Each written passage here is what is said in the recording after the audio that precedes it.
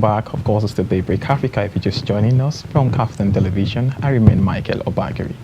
Today we'll be talking about a very wonderful topic that affects the world of journalism and affects Nigeria as a whole too. We'll be talking about journalism in Nigeria, analyzing challenges facing journalism and communication.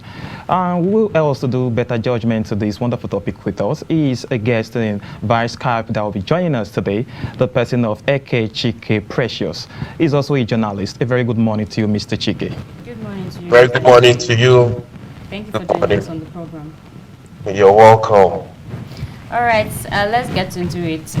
First off, I'm very sure you're familiar with the fact that we've been dealing with the issue of press freedom and press expression and ways in which the journalism can actually be put forth there in Nigeria. However, we've been facing some challenges. But before we delve into the challenges, I would like you to give us your own stance on what you think journalism in Nigeria is all about. Uh, Journalism in Nigeria and communication generally the medium or process in which used to disseminate information from through various channels from one point to the other. And journalism has also been uh, been a bane of standard practicing and everything that has to do with communication in Nigeria. So far so good. We are doing well, and we have our limitations, yes, but Rome was not built in a day. All right. All right, as related to the word, most people will say freedom of speech. I believe there is a rule or let's say law that is guiding that. Now, as related to journalism in Nigeria at this point, can you really say journalists are free and they can pass their information free and fair? And if not, No, what is really stopping them? no. We have so many challenges, especially with the topic today, investigative journalism. There are so many hurdles, so many obstacles that journalists face, stemming from media ownership and control, regulatory issues, threat to journalists, lack of finances and funds. The issues are so many. We have limited independence for journalists. As we can see, you see private individuals, politicians own most of the media outlets in Nigeria, and as a result, this makes journalists feel gagged. You have censorship, limited independence. You have influences. You see where there is limited access to information for journalists. You see where journalists get threatened. We have heard in the time past, for example, that the Yatta, one journalist, is still missing up till today. That was a very bad example for journalists. You see journalists like Bisayo Soyombo, he does his own investigative journalism from his own pocket. So all these things are very limiting, and it affects the quality of investigative journalism we get in the country. Well, knowing the purpose of journalism, which is actually supposed to disseminate information, give the right information to the public, and also, on the other hand, trying to, call our leaders to book whenever they are going out of board. Do you think that Nigeria journalism has actually met that standard? No, I don't think so. I don't think so. You see, from the Freedom of Information Act of 2014, you see from the way journalism is being operated in Nigeria, you notice that these things are not really in play. We've had leaders come out to say you have your freedom of speech, but I cannot guarantee you freedom after speech. This is a subtle remark that makes people, journalists, in particular investigative journalists, to be scared, limit them, because you know that there are things that you are not supposed to say. It limits the truth, gets half truths. Most of the times, investigative journalists do not give full on information on things that happen because they are scared of the aftermath. So it is more or less a case of I'm trying to protect my head and I'm trying to project the truth. So what was actually the reason why we do not have supporting bodies or individuals who are willing to support and fund some of this investigative journalism? Because just like you've said, they face a lot of challenges, especially in the aspect of funding and also the aspect of security. That's after probably they've broadcasted whatever information they have. So what actually is responsible for this challenge? It is so sad that we have people that want to gatekeep information, and these people, they know if journalists get the kind of freedom that they require, a lot of things are going to go wrong. So the individuals that have the financial might, that have the financial capacity to support independent investigative journalists are also going to get thinned. You know, they say don't throw stones when you live in a glass house. So they would not want to give the journalists the funding. You have no funding for investigate. In fact, I can boldly say investigative journalists are one of the most low funded journalists in the country today. So it is not like they cannot get the funding, but people that have the power to do so are limiting it because of the after effect of it. All right. Firstly, I will say, if we look into journalism as a discipline, of course, it's a righteous and a very powerful discipline, if you agree with me. Now, we have a lot of interferences. What is your take on political interference on journalism in Nigeria in particular? Okay, it still deals with gatekeeping, political interference. There have been times where we've seen television stations being shut down. We've seen where they've been giving fines of millions because of they said one or two things that politicians or the government feel like they should not say. We have documents, folders that are hidden, and once investigative journalists keep digging in, producing this information and sharing it to the public, they get into trouble. So I would say politicians have issues with these things because of image, their own personal image that they want to project to the public. And once these things comes out, it deals a very great blow to them. That's why you see the likes of David Hundeyin, they are on the run, literally on the run, because of the kinds of information they project to the public, which if you can look at it objectively, you're going to see an iota of truth in it. So they do not want the truth out. All right. Still talking about the political interference. Of course, most political bigwigs in the country, like Nigeria, when they want to get into office, they promise success. They promise infrastructural building and everything to help the country move to a very good place where they're supposed to be. Now, journalism itself is a very vital pole, a vital point when we talk about the development of a country. But at this point, the same people that will feel like, okay, they are supposed to uphold this discipline and make it go well, they are also the one interfering. Do you really think at this point Nigeria can grow journalism-wise and also economic-wise in every aspect that they're supposed to be, especially when we need journalism, we need journalists to work well, give us information, be able to hold them accountable. Of course, somebody said journalism is just like the fourth pole of government because they bring people, they'll be able to say things that other people cannot say. But at this point, are they even free to say it? And also, if they cannot say it, can we have development in a country like Nigeria? At some point, one journalists, once we begin to say the truth, be bold. I know it's quite difficult because everybody is fighting for their head, and there is nobody is checking the government. It's just very few people. Like you said, they make promises, campaign promises. They talk about putting this structure in place and all of that, but nobody checks them. And it's like over time, people forget that, oh, it was part of your propaganda and all of that. Nobody is checking them. At some point, I think we are going to get it right. At some point, we are going there. It might not look like it right now, but at some point, journalists are going to get up and do the right thing. When we say no to brown envelope, when we when we say this is the truth and nothing but the truth, and we are going to say it. So it all begins with me, and it begins with you too.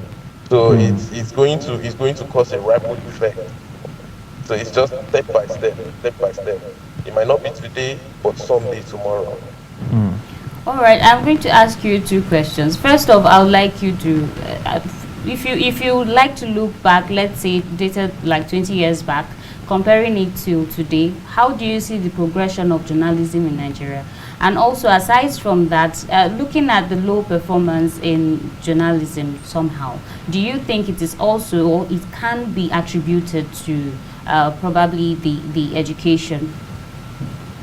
Okay, looking back 20 years compared to now, I would say yes and no. We have progress in some areas, and we do not have progress in some areas. For example, 20 years ago, we would not be able to have this Skype call right now to do this. I think it is a win for journalism, but the quality of journalism we have today, we've seen people, reputable journalists in this country, come out telling lie. We know it's a lie, and you know the people have been compromised. So the quality of it has been it has gone below par. That was why I said something about brown envelope syndrome. We all know what is going on. I don't really want to go into that. Then for education, uh, yes, a lot has to be done. You know, especially in the field of mass communication, you have to study mass communication before you can be a journalist. There are some outdated schemes in our higher institutions today that I feel are totally redundant. They should be yanked off, and journalists need to talk more practical. So we have gone beyond theoretical work, writing, talking about theories of mass media and all of that. We have gone beyond that. We need to be more hands-on. We need to be more practical. Journalists need to be on the field, even from the school, so that over time it builds you, it makes you prepared for the real world. All right, now I want to relate something. I want to give an analogy. Mostly when we talk about Nigeria police and the defense as a whole, Nigeria, most people will say it's because they are not being paid well. That is why it is happening. Now, you also made mention of the brown envelope syndrome. Of course, I want to believe that human wants, let's say wants and their needs are insatiable. Of course, we still have people that no matter how much you give to them, they are not satisfied. But now, looking at the payments to most journalists in Nigeria, especially for some reputable big companies, they feel like they underpay them, and that is why at the end of the day, most of them, they are underpaid. This is a question on funding. Looking at the funding, especially in the area of journalism, why do you think we are getting it wrong, especially from CEOs, private organizations that own a media house? That is what I'm asking right now. Okay, the moment journalists begin to become independent, then you know there's problem for the, as we call them, right? Journalists are not real of a truth. They are not really being paid well, and it is, you can't tell me I'm getting a salary of 50,000 naira and you give me a gig to cover, and I just uncovered one very big truth, and someone says, "Ah, wow, don't publish this, don't publish this. I give you 2 million naira."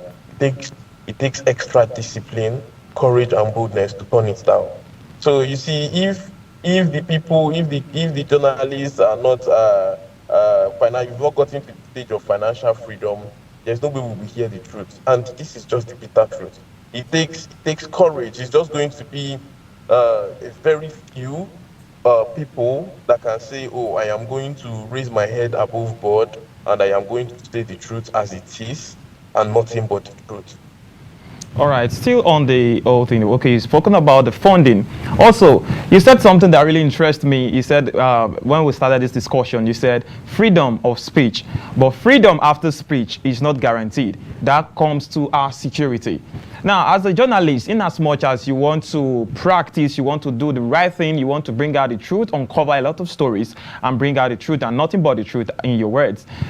What do you think the government can really do now? Because everything we just say, government, especially even to some private organizations that own the media house, the amount of security being given to their journalists, especially investigative journalists that will go undercover and do a lot of findings. Do you think they are being catered for security-wise enough? No, they are not. Most journalists. I'm still going to call the name Daddy Yatta. He has been missing for I think over 6 years now. If he had proper security around him, they wouldn't have gotten access to him. Nobody knows if he is dead or alive today. Mm. David Hundeyin is in the. I think he's in Ghana right now. He's running away. He's on the run. He's on the run right now, and it is the people that are supposed to protect him are the people hunting him. Mm. So these people, as a journalist, even myself here, going into investigative journalism, I have seen examples like this. It's sending a message to me. I think it's sending a message to us all here on this call. Mm. We are not we are not protected. The funding is low, and I think they have to review it. The government have to review it. If the government starts to review, private organizations too are going to review. It's as simple as that. You earlier spoke about salaries for journalists. I want to know your take on it. But do you mean if journalists are being paid? Yes, if they are Well, being paid right in no, Nigeria. no, no. Journalists are not being paid right in Nigeria. Now, I'm not even talking about what's it called? Now, I'm not talking about living lavishly. Most journalists in Nigeria can't afford basic things, and it is disturbing. It is disturbing. Your salary is not even enough for you, talk less of your family. So Mm. journalists in Nigeria are suffering. It is what it is. You see some journalists, permit me to say, you can't even don't have good shoes, you can't dress properly well. It's as a result of your earnings. So journalists are very, very much underpaid. And for the kind of work we put in, the kind of money we get does not match it. It's like working like an elephant and eating like an ant. Well, if as a journalist also that you are, if you are to look into the Nigerian Constitution, especially talking about freedom of speech and also possibilities of, okay, giving the journalists a lot of security, a lot of immunity for them to be able to carry out their job, what are the things you will propose for the government to put in, especially if they can amend some of their rules, their constitution, and be able to fend for journalists and be able to help them to be able to do what they are supposed to do in the society? Okay. The Freedom of Speech, the Freedom of Information Act, I feel what it entails in the Constitution, it is good, right? It is there to enable journalists work, but in practice, that is where I have an issue with. And mind you, we also know that when there is, we have full-time freedom, some journalists might want to take advantage of it, right? Let's not forget about that. Sensationalism is a thing right now. Clout, clickbait, and all of that. So I also think there should be something that will check, a law that will be passed in, to check us too, so we don't get carried away and include emotions into our reportage. But when we are talking about freedom of speech, is freedom of speech actually free? When we're talking about freedom of information, is it actually free? Is there going to be a retaliation? Are we going to start living in fear, sleeping with one eye closed after all of that? So we need assurance for the constitution, what it entails concerning Freedom of Information Acts and all of that. I think that was in 2014. It is okay, but it is not in play. In practice, it is not.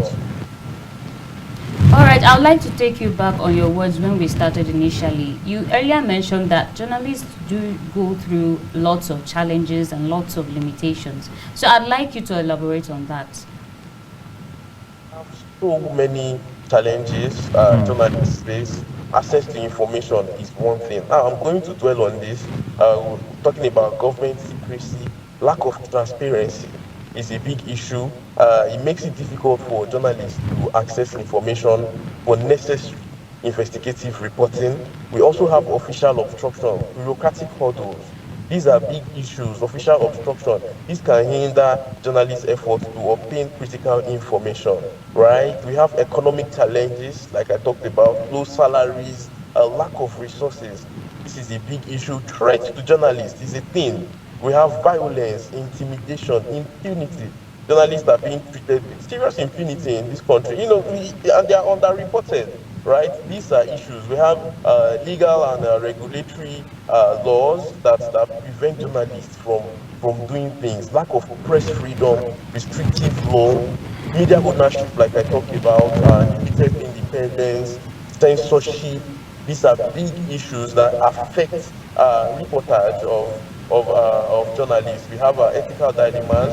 I was talking about sensationalism earlier on. The urge to, you live through reporters for clickbait. These are issues. Then lack of training and skills. Let's not forget this. And lack of training and skills is tied to insufficient training.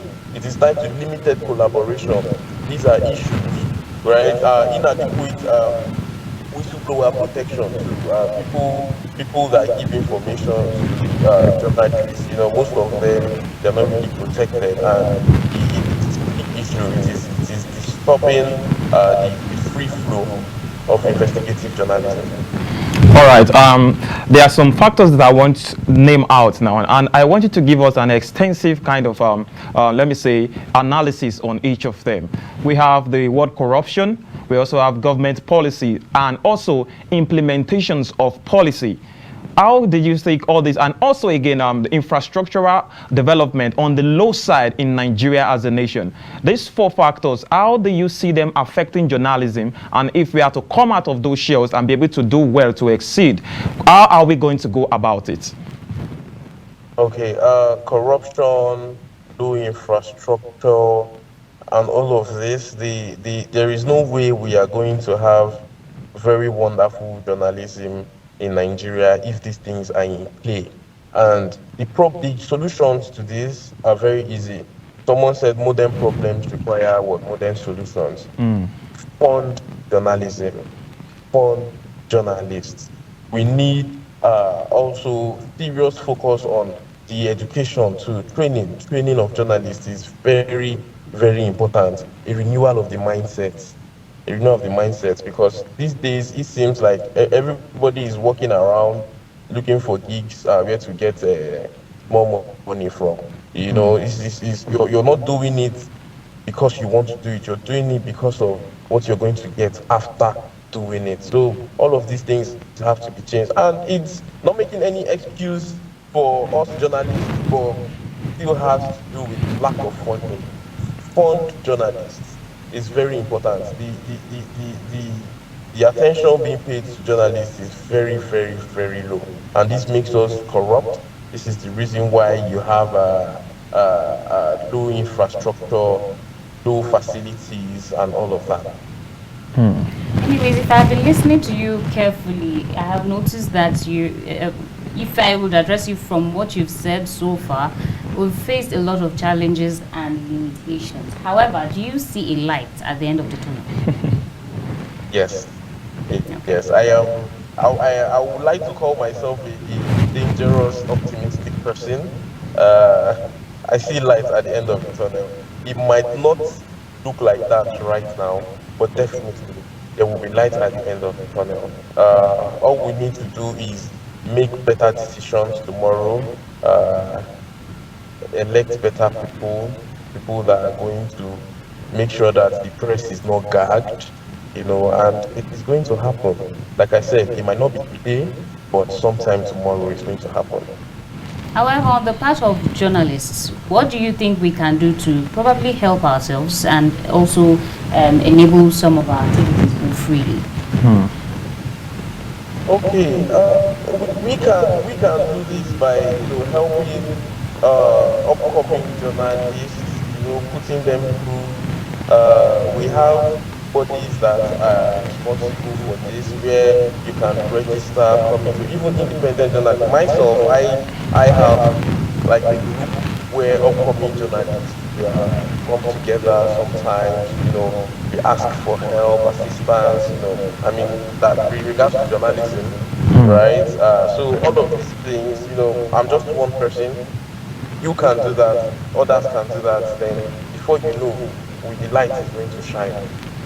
All right. Now, in as much as I remember there was a question Angela did ask you some minutes back. She did ask you that some 20 years back, and right now, what was the has been the improvement, if you are going to say.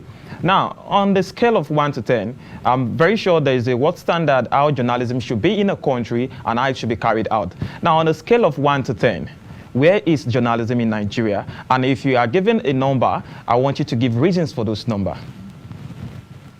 On a scale of 1 to 10, I'll say journalism in Nigeria at this point is a strong 4/10. There is room for better, for more improvement. There is room for it. There's room for more improvement. We need a change of mindset. We need funding. We need proper training. All these things I've mentioned before. We need all of this to make sure that in the next 20 years, since we're working with the 20 years timeline, in the next 20 years, we are going to look back and see, yes, it's better now.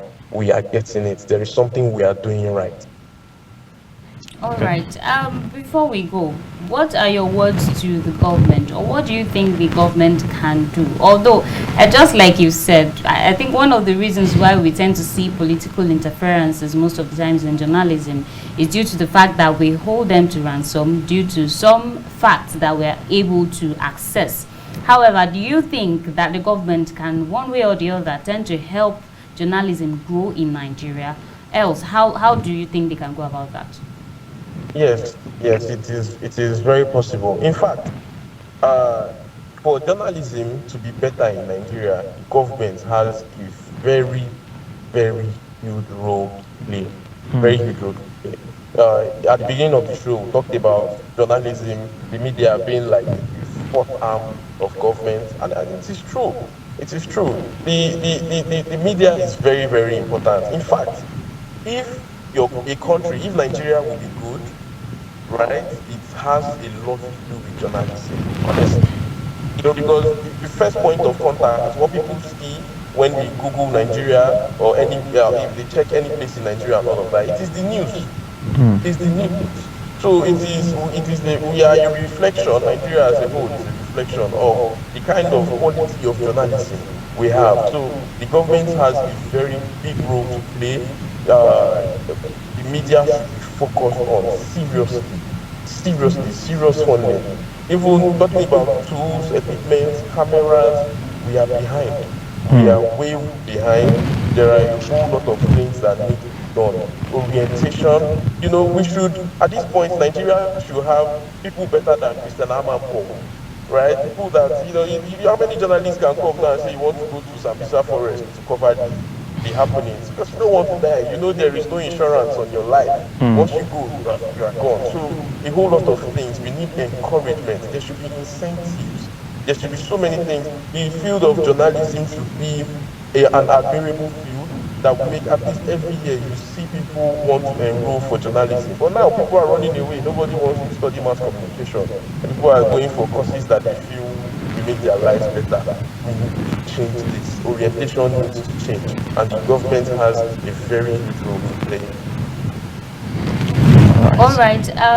Sorry, something popped into my head. Please, before we go, once again, looking at the aspect of fake news always prompting up in our society, and misleading informations, what do you think is responsible for this, and how do you rate our association?